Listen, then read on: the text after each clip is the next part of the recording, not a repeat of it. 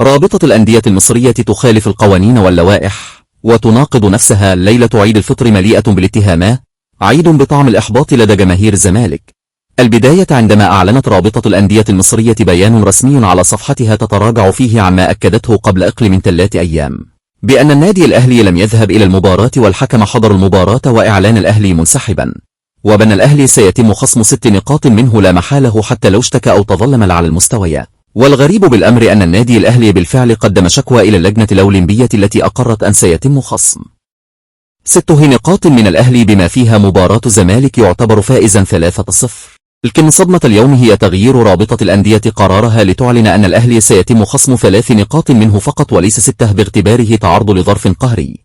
وهنا خرج عدد كبير من نجوم الزمالك ليتساءلوا أين هو الظرف القهري الطارئ؟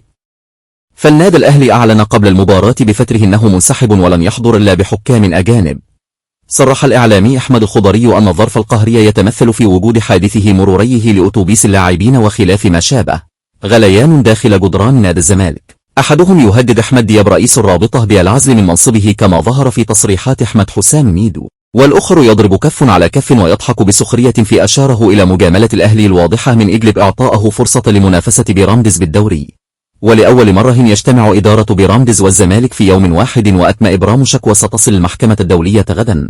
النائب أحمد دياب أصبح في مهب الرياح بين عزل من إدارته للرابطة وبين أحلامه لاستكمال مسيرته، والنادي الأهلي ينظر من بعيد في كثب ويتساءل هل قرار الرابطة نهائي أم شكوى بيراميدز والزمالك ستعيد الأهلي إلى فقدان 6 نقاط كامل؟